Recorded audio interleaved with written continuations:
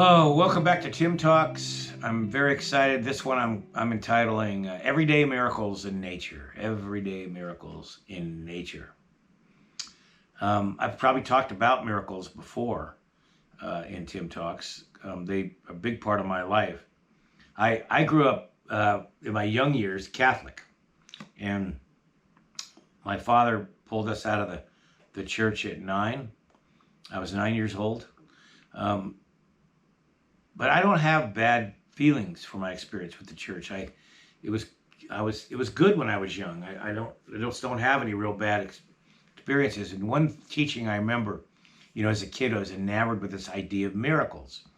And the church used to always talk about it, and you'd hear about people that created miracles and so forth in the past. And then as I grew up and I started to realize miracles, when I was young, we thought of them as this big thing that was outside of myself, that happened rarely, if ever. And yes, those kinds of things do happen for sure, and they are miraculous. They're miracles. But I'm thinking about everyday miracles. That's what this talks about, everyday miracles. I'm just telling you this to kind of set the stage for everyday miracles. So as I grew up and I started to realize, really, by identifying everyday experiences as miracles, and that's not fake, they are, you give them a certain medicine, personal medicine or energy, or their own consciousness almost. You make them important enough that they stand out. And in so doing, they become your own medicine, your stories of your experiences.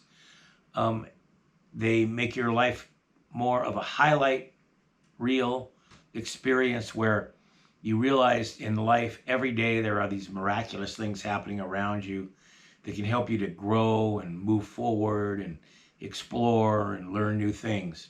They're inspirational. That's the word I'm looking for. So if you go into nature with the idea of identifying what are miracles and just simply appreciating them. Another very, very important word we use on our code of honor a lot in our school is gratitude. Having gratitude for them.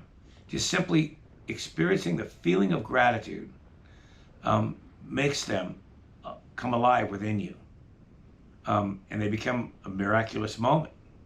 So some examples. And some things everybody's going to agree with are miraculous miracles, and others are very personal to you only. It's important to know the difference. Both have their own unique power, gift for you. So one miracle to me just blows my mind in nature is fall. It's coming. I think we're at the 19th of September right now, and I see some fall colors starting on some of our trees. And I've planted over 100 maple trees and trees like maples that turn color on our property, as well as we have the beautiful black oaks that turn yellow and red. The choke cherry trees turn bright red, and different other plants turn red or bright yellow or orange. The fall is a miracle. It's a miracle of beauty. It's a miracle of stunning beauty. And as you look deeper into the trees, you see how miraculous it is in other levels, even scientifically, because the trees are really dying, their leaves are dying back and they're going to sleep for the winter so that they can, and hibernating, if you will, so that they can make it through the snow and the ice and the wind and the freezing, only to bloom again with flowers and leaves in the spring. Oh my God, that's a miracle. Come on. That's a miracle. And just simply identifying it as such makes it more amazing for you. This is the key I want you to get. Take a moment, have gratitude for it, offer a blessing, appreciate it through your senses, and it will come alive within you and you will carry it as medicine. Now, that is a big, big miracle, right? But you could be going down the trail and you could stop by a little creek. I often do this, and I'll see where the water's flowing around in concentric circles or flowing over a rock and trickling down. And I hear the sound, and I hear and I see the patterns of the water, and I see maybe a water skipper down there swimming in it, walking on water. Talk about a miracle, a water skipper walking on water within the miracle of the water that I'm identifying. Whoa, that's something else. And what I realized then, if I extrapolate out, the water is life for everything. We are 80, 90% water. The earth is 70% water just on the surface, not to mention its interior. Every animal needs water. Water makes you feel good when you get into it and you swim in it. You drink it, it gives you life. It's life in a home for other things. And you just go on and on and on.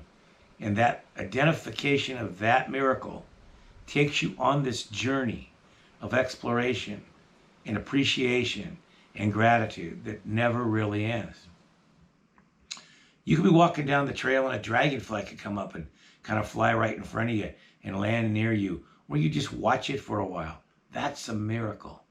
That is a miracle. I remember one of the most amazing miracles for me has been to watch crabs on the beach walking around, and realizing at some point by observing them that all 8 of their legs can move independently of each other. And me stopping and thinking, I have 2 legs, they can move independently. Imagine 8, well, I can throw my arms in there, now I got 4.